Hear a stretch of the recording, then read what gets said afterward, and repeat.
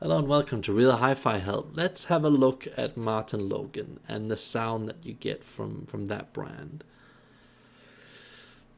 I'm kind of interested in Martin Logan because I remember being to shows where they actually had some pretty decent demo rooms, and I heard a lot of potential. I was also lucky to hear Martin Logan with some pretty advanced DSP technology, and I'm not really a DSP kind of guy.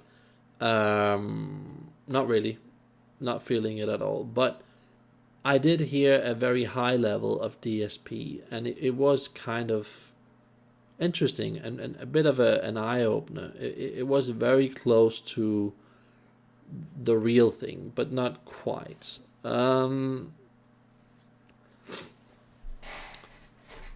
mean, it's kind of natural, but still a bit forward and very, at least very fast and pretty decent bass, but, kind of in different separate pieces, different separate details, A lot of manufacturers like to do that. And, it is above average. I definitely hear potential. But I also feel that, like the lowest models, I would never really go with that type of sound. I think if I at any point had to consider Martin Logan, without a doubt it had to be like the top one, two, or three models that they have, without a doubt. And it would have to be some pretty good amplification that's versatile, like D'Agostino. And then like a really good DSP setup, and like a really good room that an acoustic expert would set up, and I could imagine that would sound pretty awesome.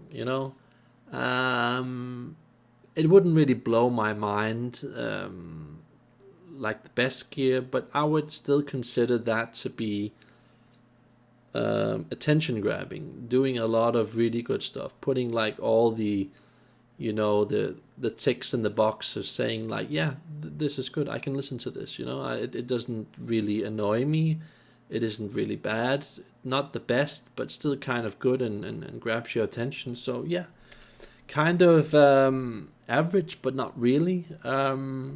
They have their own distinct sound, and this like particular window that you're listening into. And yeah, it just kind of reminds me that you have to sit some very weird places, and place these speakers in a very weird kind of way that doesn't always make a lot of sense. And they are a bit ugly and weird and stiff to move around, and just like a weird science experiment.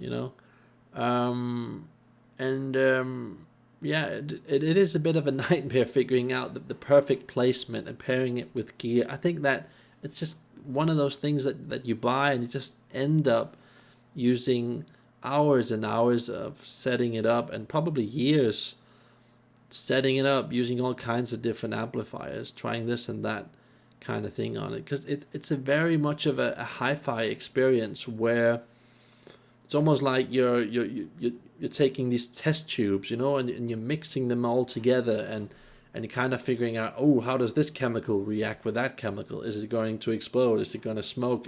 What's going to happen? And I just felt like every time I had to deal with it felt like you needed someone like Elon Musk to kind of figure it out.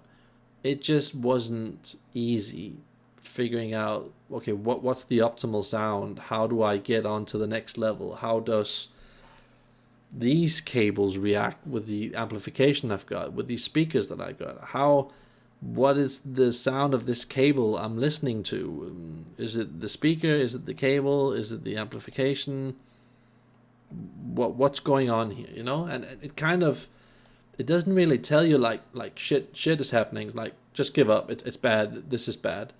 No, it gives you a lot of good stuff, without a doubt.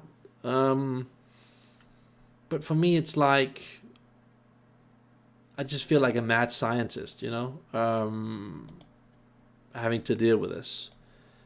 and yeah, it would kind of drive me insane owning Martin Logan unless I had like an expert setting it up and measuring everything so it could spread the sound waves, or whatever it does.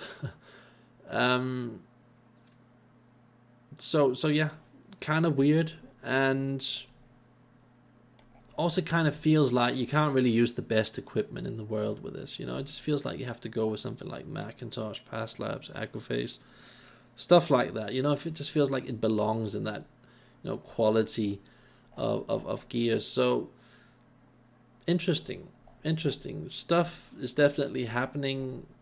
A lot of potential. I just wouldn't really, bother with it. But interesting.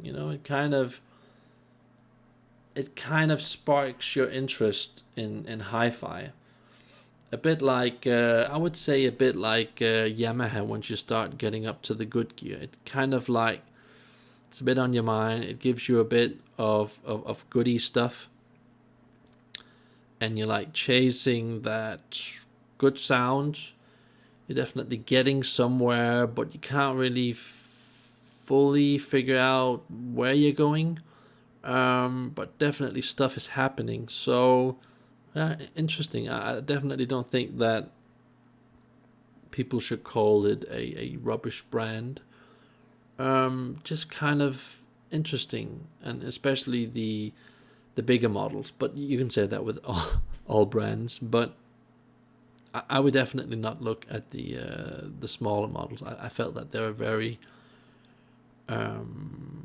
dialed back in sound. So interesting. And if you ever get the chance, try and listen to it with some top DSP gear in some kind of acoustically optimized room with a perfectly combined amp and CD player and all kinds of things like that.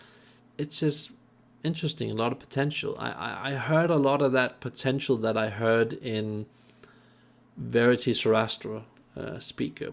I think that Martin Logan couldn't quite hit that sound. That it was at times close to that sound, but just didn't have the consistency. So interesting. That I'm gonna end with that. Interesting. So yeah, that's me logging out, and remember to like and subscribe. Bye.